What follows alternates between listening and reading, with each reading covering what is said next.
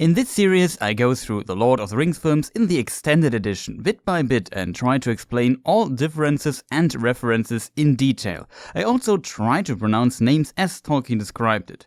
Again, the small hint towards my Discord server, feel free to join, and Twitch channel. I'm streaming after this episode releases. In the last episode, we stopped shortly after the hobbits received Gandalf's letter from Butterbur, which is not in the film, and the hobbits discussing with Strider if he can be trusted. But before we continue, I want to mention the Lord of the Rings animated film from 1978. I recently talked to a close friend, shoutouts to Trees Life, and he mentioned this unusual film which I knew, but it wasn't too present in my mind anymore. But it seems it actually influenced Peter Jackson, and it shows. If we jump back to episode 6, we see the scene with the Black Rider Khamûl sniffing for the One Ring, while the hobbits hide under tree roots. In the book, Merry is not with them, and the scene is described totally different, so it seems this scene was heavily inspired by the animated film, where the scene exists in a very similar form too. There are many other similarities. For example, in the audio commentary, Peter Jackson mentions that the Proud Feet scene with his little joke was a direct homage to Ralph Bakshi's adaption. But there are also many differences, and it must be considered that both adapt the same source material, and some scenes are straight out of the book, like Strider sitting in a dark corner inside the Prancing Pony, which brings us back to where we stopped. Note that many parts of this episode are missing in the film completely and can only be found in the book. Some dialogues are however referenced. Interestingly, the mentioned animated film depicts these scenes from the book in more detail. When Frodo, Sam and Pippin had read the letter and discussed if Strider can be trusted, we also find a great scene. Strider introduces himself and also draws his broken sword after it, which is Narsil. Quote, "He stood up and seemed suddenly to grow taller. In his eyes gleamed a light, keen and commanding. Throwing back his cloak, he laid his hand on the hilt of a sword that had hung concealed by his side. They did not dare to move.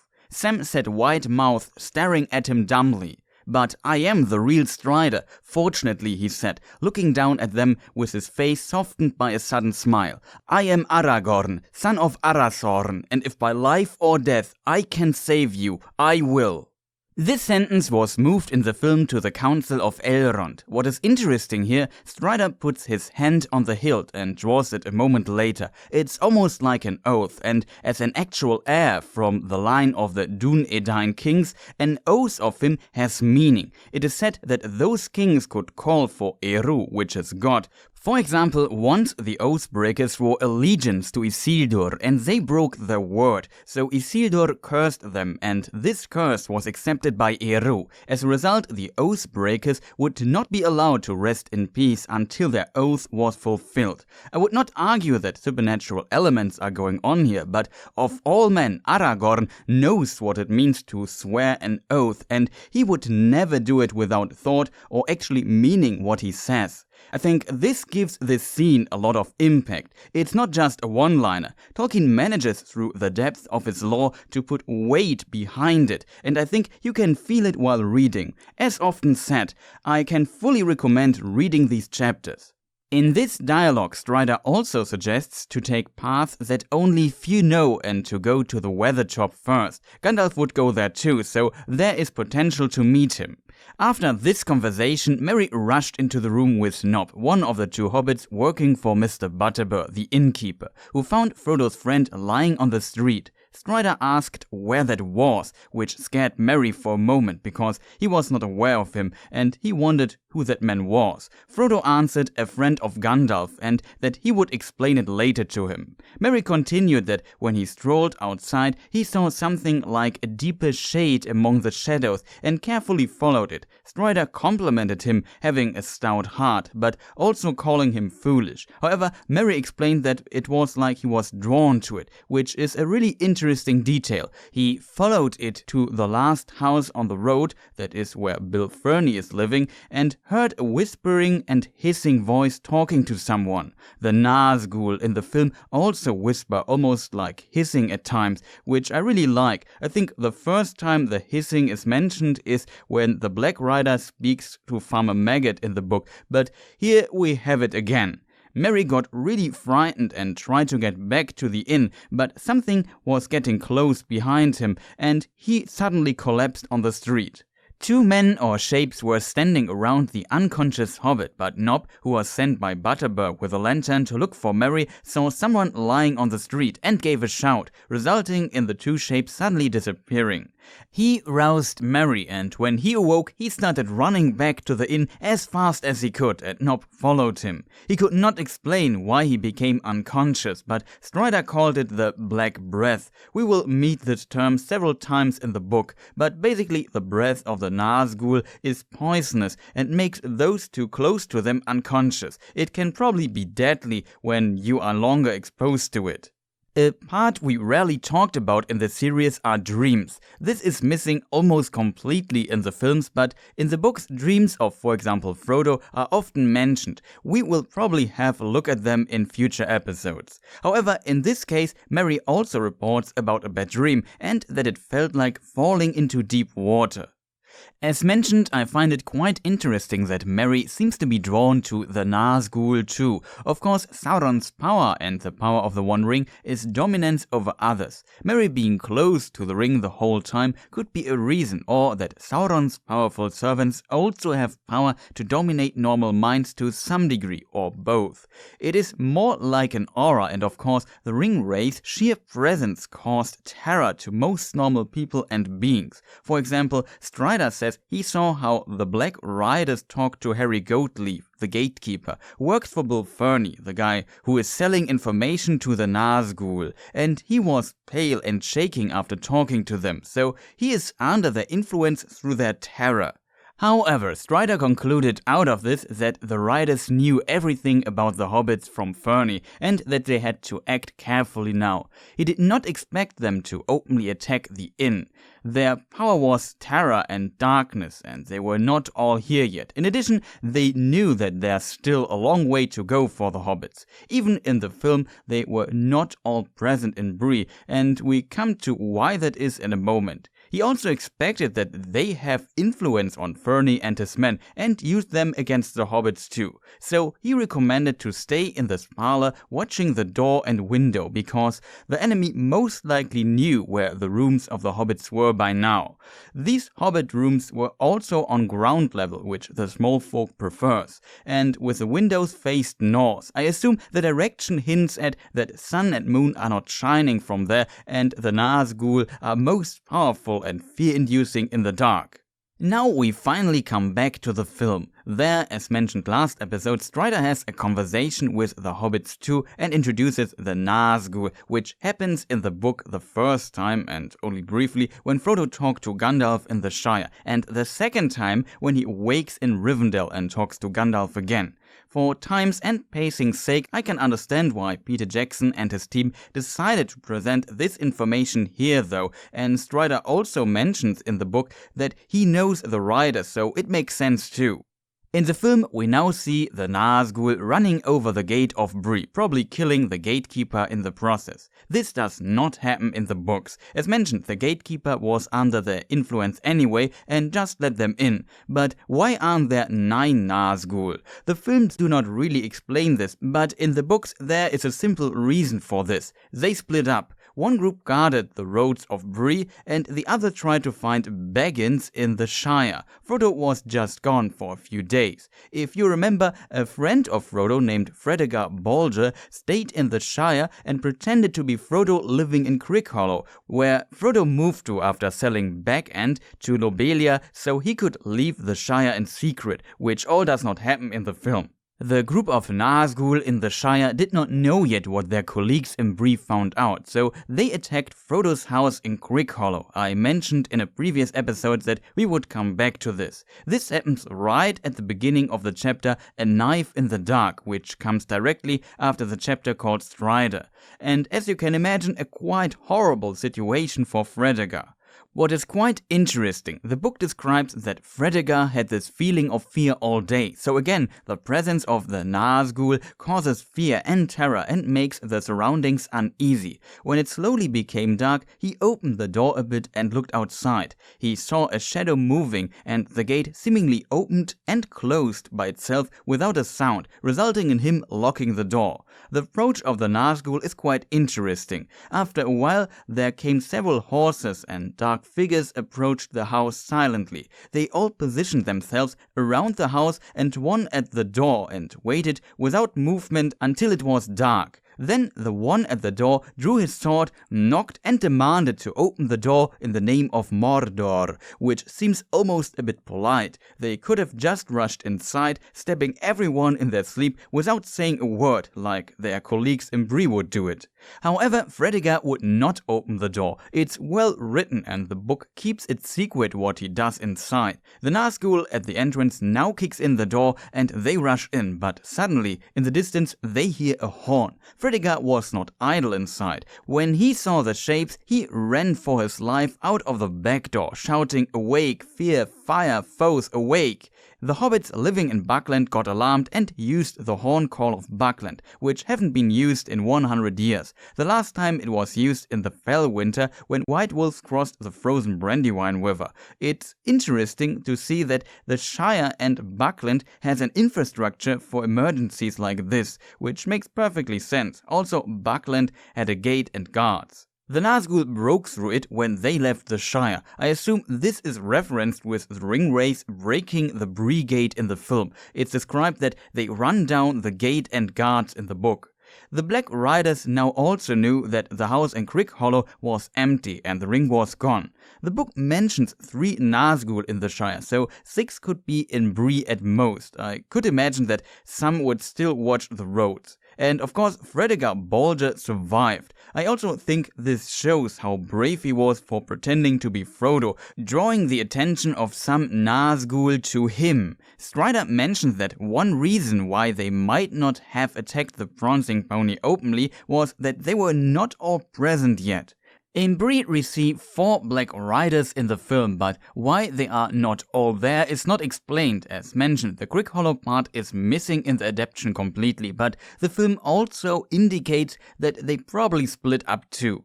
Now in the book, Strider and Nob got the luggage of the hobbits, and Nob also had a brilliant idea. He placed some bolsters and clothes in the beds of the intended bedrooms to make some nice hobbit imitations. Nob seems like a really smart hobbit, but does not get the credit for this idea in the film, where he does not appear.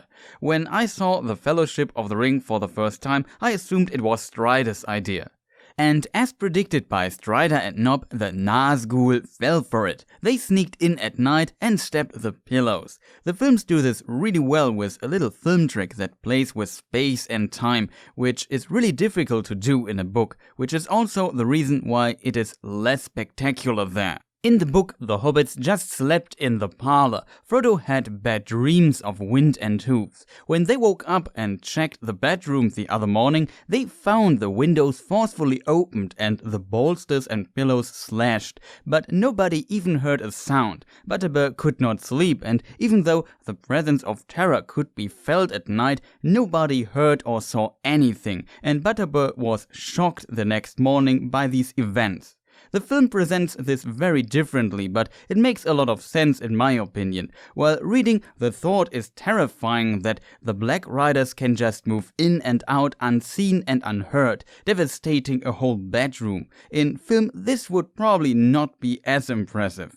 So Peter Jackson and his team went for a more visual approach and cut the scenes with the sleeping hobbits together with the scenes where the Nazgûl are sneaking into the room preparing to stab them. So it looks like the room the ringwraiths are in and the room of the sleeping hobbits are the same. I really like this shot from under the bed.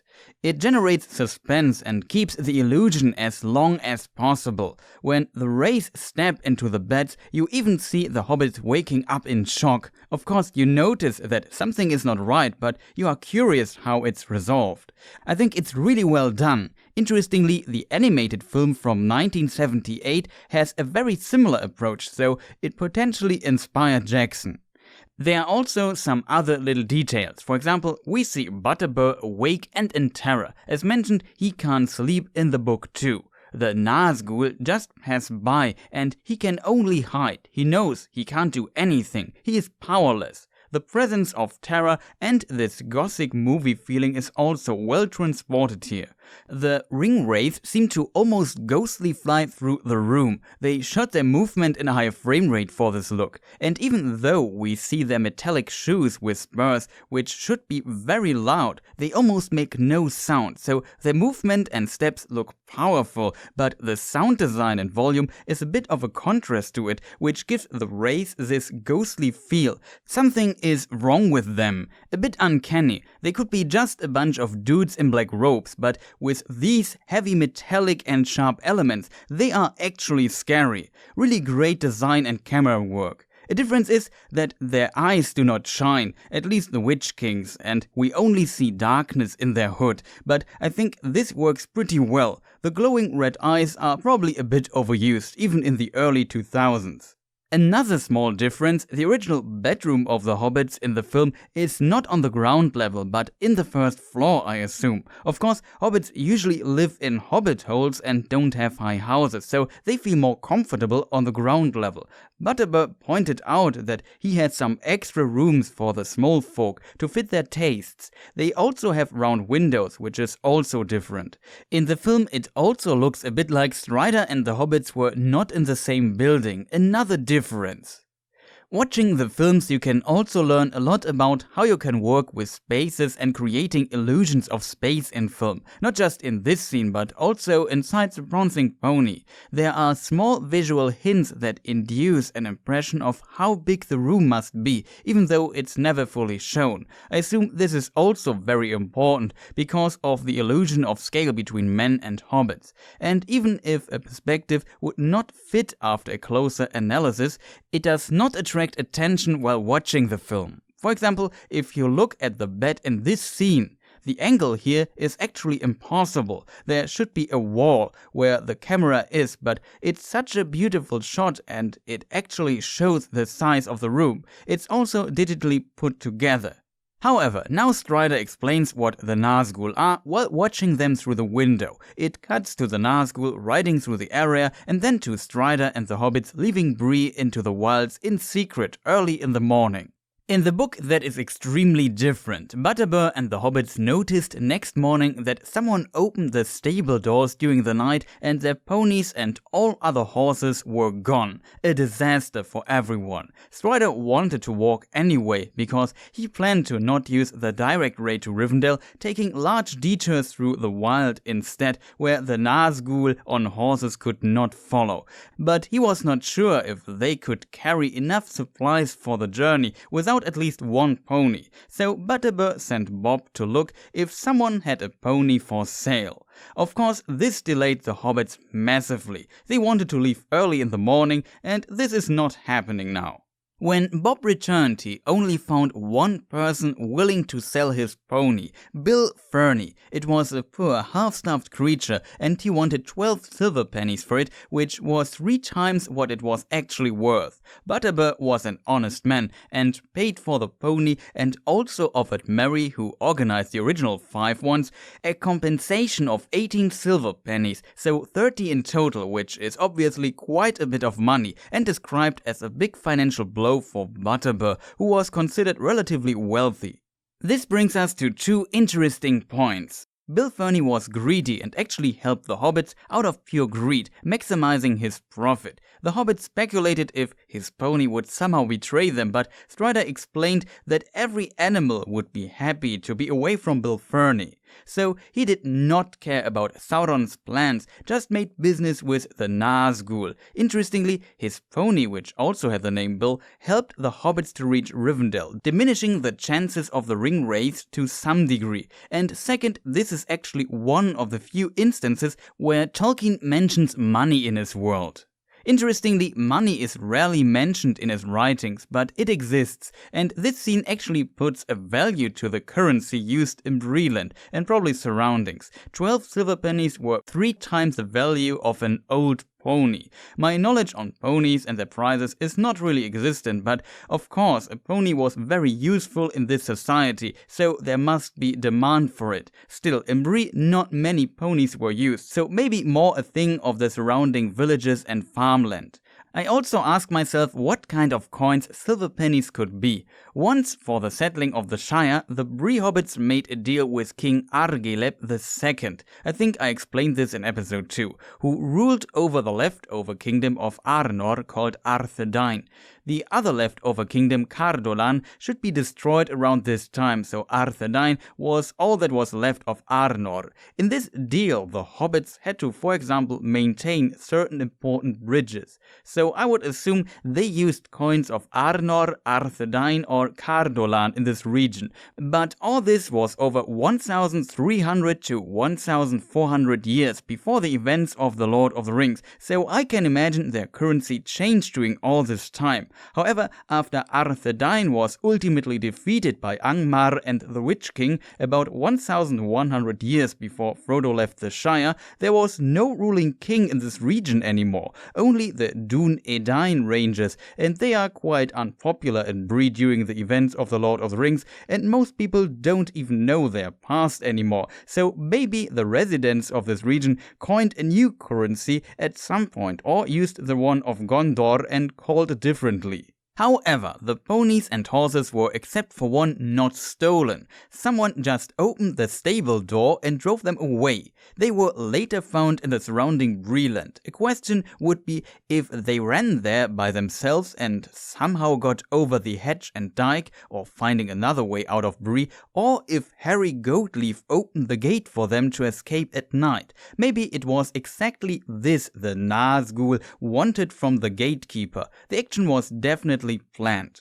Merry's 5 ponies went to the barrows to find Fatty Lumpkin, the pony of Tom Bombadil. Very smart animals. The ponies found their friend, and Tom later sent them back to Butterbur when he heard what happened in Bree, and to the innkeeper. With this, Butterbur got 5 good ponies for 30 silver pennies, you could say, which is probably an okayish deal, at least much better than nothing. What happened to the one horse that was stolen, I don't know. I assume Bill Ferny or his men probably took it for themselves, maybe for the squint-eyed southerner who hid in Bill's house. And because the strange fellow vanished suddenly after this event, everyone was pretty sure that he was behind it. When Butterbur talked to the other southerners, they revealed that they didn't even know the squint-eyed guy, and nobody could actually remember when he joined their party. This is again a very interesting detail. It also makes this guy even more mysterious than he already is, especially from the perspective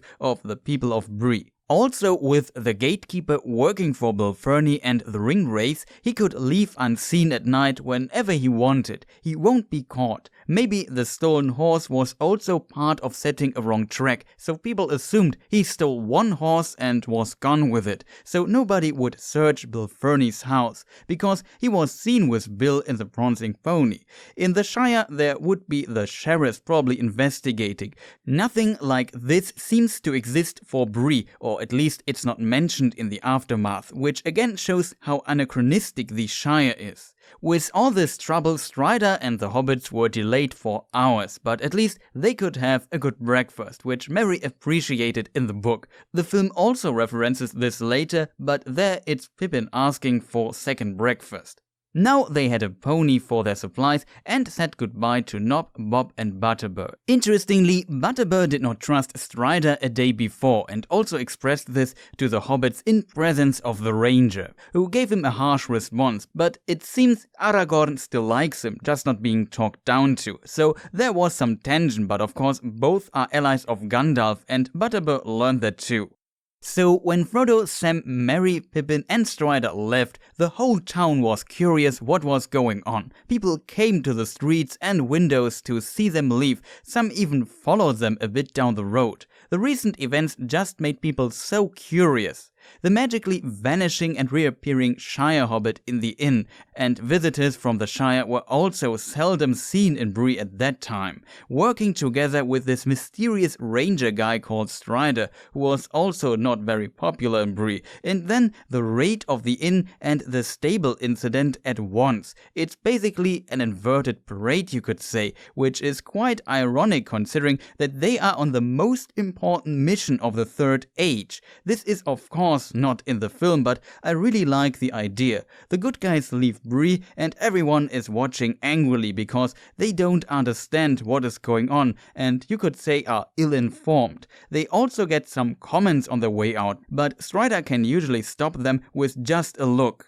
While leaving and passing Bill Ferny's house at the end of the road, he was watching them leave over the hedge of his house, giving them some trash talk on their way. In the film, we find a small reference to this. Ferny calls Strider Longshanks. Sam does so too in the film when he kicks in the door to Strider's room in the Prancing Pony. An interesting potential reference, Longshanks was also the nickname of King Edward I, so it also has something very fitting for Aragorn, beyond the fact that Breelanders usually had shorter legs compared to Dún-Edain. Sam also gives Ferny some fitting answers and in addition throws an apple after him, hitting him in the face and calls it a waste of a good apple. A funny little scene. I think Pippin getting hit by an apple could be a reference to it. He got the apples as a present from Nob and Bob. Frodo also briefly sees the squint-eyed southerner through the window of Bill Ferny's house, who seemed to look like a half-goblin according to Frodo. We probably come to this again when we reach the Two Towers book. And so the four hobbits and Strider leave Bree for the Weathertop and then Rivendell. They have to stay on the road for some time until they are unseen and can leave the road into the wilds, but this is a topic for next episode. Thank you for watching. This was a long episode. I did not expect to still have so much to say about Bree, which also delayed this episode a bit, but we can now move on to the Weathertop. I also want to hint at the Discord server of my channel. You find the link in the description and in the pinned post. To get a cosmetic role on the server, I wrote several little riddles, and if you solve a specific one and send me the answer as private message to not spoil it for the others, you can choose a house or faction of elves, men, dwarves, hobbits and Mordor, depending on what riddle you solve. A fun little game if you're interested. I still need to write 2 more riddles though. I will also stream on Twitch for some hours shortly after this video is uploaded. You know where to find the link. I hope you enjoyed this episode. I really liked writing it. If so, and you want to support my channel, feel free to press the like button, check my other content and leave a comment. Maybe you know what happened to the stolen horse. I could not remember or find it, but let me know. In case you want to subscribe to, consider pressing the annoying bell. Next video could be a normal lore video outside the series again, even though Tokyo Game Show just ended, and it could also be a gaming related video. I haven't decided yet, but of course there will be more Tolkien related lore videos in the future. Again, thank you for watching and goodbye.